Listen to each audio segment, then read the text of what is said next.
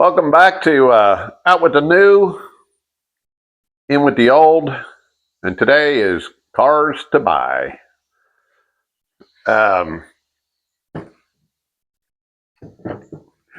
We did the video on vehicles to stay away from the other day, and today we're doing which ones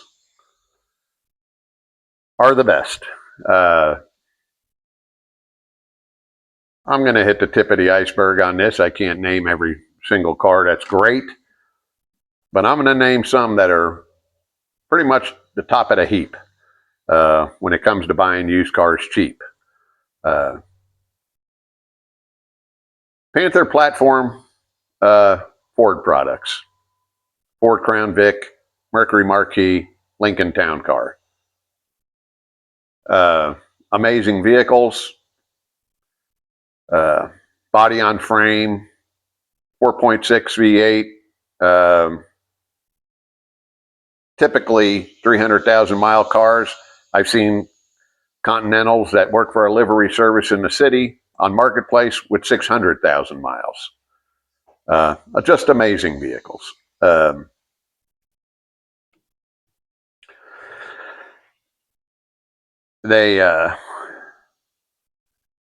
They have very few issues. You're going to do front end work at 100,000 miles, as you will with just about any vehicle. And then they have intakes that tend to leak at 150. Again, that's a kind of a common problem with vehicles of this era. But these cars are just good. And what's really nice about them is the way they drive. They drive unbelievable. They're just cruisers. They're smooth. They're quiet. They get decent mileage. They got plenty of power. You could go back and forth across country in one in comfort. It's like driving sitting on your couch. The next car is 3.8 General Motors cars. LeSabres, Park Avenues, Bonnevilles, 88s and 98s. Again, kind of like the Panther platform, but not a full chassis. It's a front-wheel drive car. Climb under, make sure the subframe isn't rotted off of the unibody in your rust belt states. As long as they've been kept clean, they won't. But that's something you want to make sure of. Intake manifolds at 150 maybe. Same thing with they got some plastic bits and pieces that they sell replacement parts that are metal, and you put those on. They're cheap. And these 300,000 mile cars easy. And they're comfortable, plenty of power, great gas mileage. I've had 3 of them. And on the highway, 28, 29 miles at a gallon. Just great cars. Then there's the car everybody knows about, Camrys. I like to stay away from 07, 09. They had oil using issues. I can't remember what caused that, but I think it was rings that they used then, but I'm not sure. Great cars. Some of them had timing belts. Make sure you take care of that. Do your due diligence on your timing belts. Corollas up to the CVT generations. We don't like CVTs. Accords, Honda Accords. Some of the highest mileage cars, and this is going way back to when they first came out, that people were discovering, wow, look at these cars. There's guys on YouTube that have those with 600,000+ miles on them, still running great. We had a 2013 Accord, and we had a unicorn. It was a V6 coupe with a 6-speed manual transmission. A hot rod. And I don't say that just because it was our car and it was quick. Those cars are fast. You can look them up. They run with next to a Challenger RT. They're fast cars, and they're nice inside. They handle nice, and they're built well. Just great car. we owned ours about 5 years, and sometimes that's another one of those cars. Oh, maybe I should have kept it, but I'm a car guy and constantly wanting something different. I like getting different cars. It's always exciting, even if it's an old junky car. I kind of just get excited driving old cars. Um, but that was a great car. We bought it with 47,000 on it, sold it with almost 100. Uh, only thing I did put a set of tires on it, change the oil.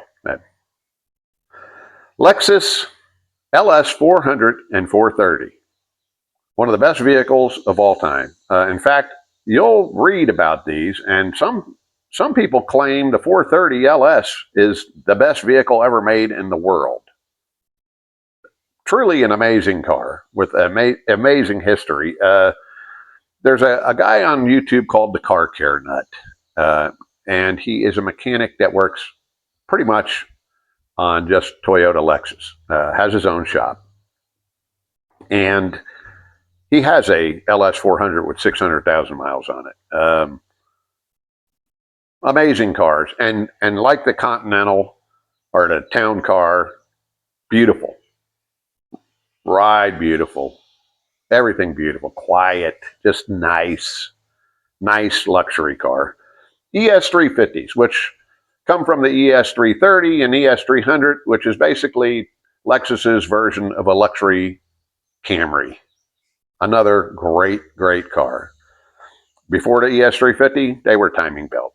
Along with these LS 400 and 430s, they are also timing belt cars.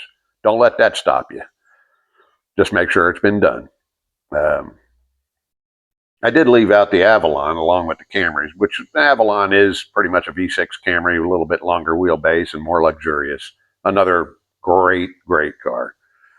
I'm leaving a lot out, but I'm telling you that the best of the best here. And the bad thing about the best with the best is a lot of people are catching on to them, so you might have to hunt a little harder to get a good deal, but there's still deals out there. They're still worth checking into and looking into. We'll move on to pickups. Silverados up to 2007, which is right before they started cylinder deactivation and all the other crazy crap that started making them use oil and ruin lifters and all the other things. And these early LS engine powered Silverados would literally go 300,000 miles with no care. I've seen it.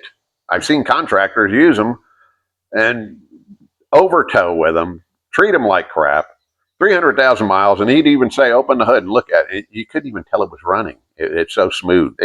They've done studies on those early LS engines and pulled them apart, and they show like hardly any wear whatsoever with 300,000 miles on it. It's just an amazing engine. One of the most durable engines ever made.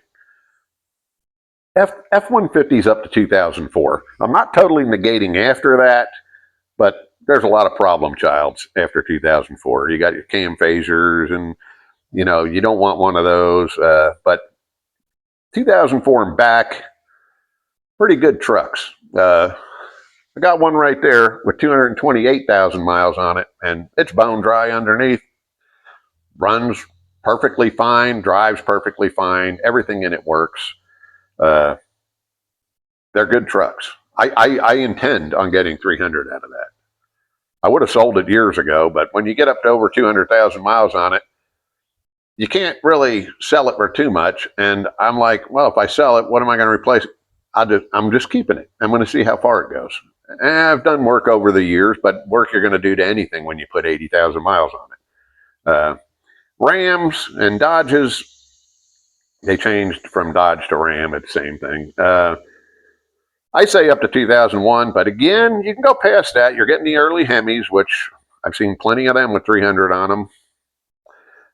But those 5.9s and 5.2 V8s, they were really, really good, simple engines. I had a 97 that I bought with 62,000 and sold with 199,000. It was a 318. I did water pump, alternator, ball joints. That's it. In 140,000 miles. Right at 140,000 miles. That's what I did to it. It still ran perfectly smooth when I sold it. First gen Toyota Tundras.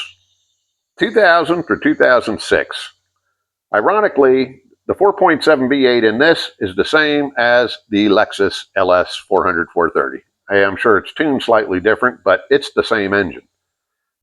It's a timing belt engine, but pretty much a last forever engine. These trucks are the best of the Tundras.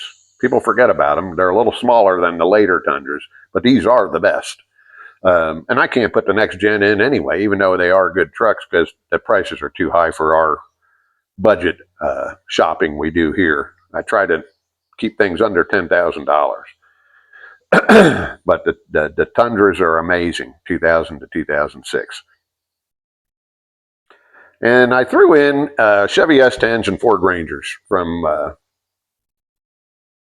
the old days, just because I see them all the time for sale with like 300,000 miles on them. And if you can get one with lower mileage, I think you can drive it for a long time. I mean, these are good little trucks. I had an S10. Oh, what was it? It's an 84, which we're getting pretty old there, but it was a 4-cylinder, and it was pretty much like having a little tractor. Didn't have a lot of power, but I mean, you got a little short bed regular cab truck, you know, and that's all you need. I mean, you can get them cheap. And the same thing with the Rangers. If you don't need a big truck and you just need a little bed and a little truck, those are good vehicles. Yeah, I'm sure I'm leaving a bunch of trucks out on my list here too, but like I said, we're just hitting the tip of the top of the heap for these. And on motorcycles, we'll say Evo Harleys, simple, easy, cheap to work on, and relatively bulletproof. Great engines. 84 to 99, they made those. 99 to 06, they made the twin cam 88, which is a good engine, but has a major issue, so I'm leaving them out. If you see that one has paperwork and proof that that major issue has been taken care of, basically your cam chain tensioners, you're good to go. But we're going to leave them out because that's an expensive fix, kind of like North Stars in their heads. They can be made bulletproof, but you got to spend a lot of money to do it. But 07 and up twin cams are another story. Very good engines. And then we'll move on to the best of the best. Probably should have said this one first because it's at the top of the mountain. The Honda Goldwing. Hardly anything, even cars, are as good as a Honda Goldwing. It's just an unbelievable machine. I've owned one. I had a 2013 Goldwing. It was actually the F6B, which is like a stripped Goldwing, but it had that engine and smooth as silk, very powerful, just comfortable. These engines, there is one on one of the forums, the high mileage Goldwing forums, because it's very common for these guys to go well over 200,000 on their Goldwings. One guy has 600,000, and he writes down his list of things he had to do to it over the 600,000. 3 water pumps. That's it. 3 water pumps. You'll do a water pump every 200,000 on most cars. So, I mean, his Goldwing pretty much took water pumps like a car did. 600,000, no other issues. Okay. And on motorcycles, I want people to be aware that if the exhauster intake's been modified, to make sure the guy has paperwork for it being properly tuned for that. Because if it hasn't, that's kind of bad for the engine. What it does is it runs it lean, makes it run hotter, and you end up with an engine that has more wear than it should. So on a side note, make sure that's been done. Anyway, that's my quick coverage of cars to buy.